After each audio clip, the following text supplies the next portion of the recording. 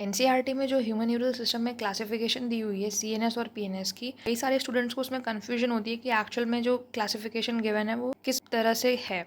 हमारा integrative system होता है, इसमें दो चीज़ें होती हैं, नर्वस सिस्टम होता है और एक होता है एंडोक्राइन सिस्टम। और ये जो नर्वस सिस्टम है इसमें दो चीज़ें होती हैं, सेंट्रल नर्वस सिस्टम होता है और पेरिफेरल नर्वस सिस्टम होता है। सपोज ये बॉडी है, अब यहाँ पे जो बॉडी के सेंटर में न्यूरल सिस्टम प्रेजेंट है वो सेंट्रल नर्वस सिस्टम का पार्ट है, जैसे यहाँ पे ब्रेन और स्पाइनल कॉर्ड। अब इसके अलावा जो ब्रेन से नर्व्स निकल रही होती है इन्हें क्रेनियल नर्व्स कहते हैं, और जो स्पाइनल कॉर्ड से नर्व्स निकल रही होती हैं उन्हें स्पाइनल नर्व्स कहते हैं। अब ये बॉडी के पेरिफेरी में प्रेजेंट है, मतलब ये तो सेंटर में प्रेजेंट है, बाकी सारी जो नर्व्स हैं वो पेरिफेरी में प्रेजेंट है, तो बाकी सारी जो नर्व्स हैं वो पीएनएस का पार्ट होंगी। अब ये जो नर्व्स हैं ये दो तरह की हो सकती हैं, एक तो ऐसे नर्व्स हो सकती हैं जो कि सेंट्रल नर्वस सिस्टम से जो सिग्नल लेकर जा रही हो ऐसे ऑर्गन्स को जो हमारे कंट्रोल में, दैट इज स्केलेटल मसल्स को अगर सिग्नल लेकर जा रही हैं तो फिर वो सोमैटिक न्यूरल सिस्टम का पार्ट है। और अगर ऐसी नर्व्स जो इनवॉलेंट्री ऑर्गन्स या फिर स्मूथ मसल्स को सिग्नल लेके जा रही हैं वो ऑटोनॉमिक नर्वस सिस्टम का पार्ट है। अब क्योंकि ये इंटरनल ऑर्गन्स को लेके जा रही है, स्मूथ मसल्स को सिग्नल लेके जा रही है, तो एक तरह से हम ये कह सकते हैं कि हमारी बॉडी की जो विसरल ऑर्गन्स हैं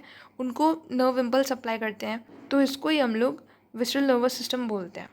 ठीक है, तो एएनएस या वीएनएस एक ही चीज़ है, क्योंकि ये विसरा या फिर विसरल ऑर्गन्स जो होते हैं वहाँ पे नर्व इम्पल्स ले जाते हैं, तो इस वजह से इसको विसरल नर्वस सिस्टम कहते हैं। अब ये जो विसरल नर्वस सिस्टम या फिर ऑटोनॉमिक नर्वस सिस्टम ये दो तरह की हो सकती है। एक तो अगर इमरजेंसी सिचुएशन होती है कहीं पे तो उस केस में सिंपैथेटिक नर्वस सिस्टम जो एक्टिव होता है, और अगर जब कंडीशन नॉर्मल वापस आ जाती है तो उसे कहते हैं पैरासिम्पैथेटिक। ये चीज़ क्लियर है कि जो हमारी कंट्रोल में है वॉलंटरी ऑर्गन्स को जो नर्व इम्पल्स कैरी कर रही हैं वो सोमैटिक न्यूरल सिस्टम का पार्ट है, और जो विसरल ऑर्गन्स को कैरी कर रही हैं एएनएस का पार्ट है।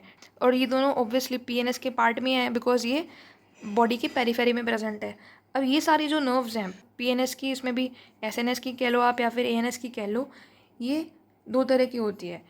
सपोज हमने एक कैंडल थी, बर्निंग कैंडल, उसको हमने टच किया तो फिर जैसे ही हमने हैंड रिमूव किया तो वो जो सिग्नल है वो हैंड से सिग्नल हमारे ब्रेन तक गया कि हमें हाथ हटाना है, तो वो जो नर्व इम्पल्स कैरी कर रही है हैंड से लेकर हमारे ब्रेन तक वो एक तरह से सीएनएस में सिग्नल ला रही है, तो अफरेंट फाइबर्स हैं वो। ठीक है, और जो ब्रेन से किसी दूसरे ऑर्गन में सिग्नल ले जा रही हैं वो इफरेंट फाइबर्स हैं। अफरेंट आप ऐसे याद रख सकते हो, जो सीएनएस की तरफ जो आ रही होती है नर्व इम्पल्स लेकर वो अफरेंट फाइबर्स हैं, और जो सीएनएस से पेरिफेरी की तरफ जा रही होती हैं वो इफरेंट फाइबर्स हैं।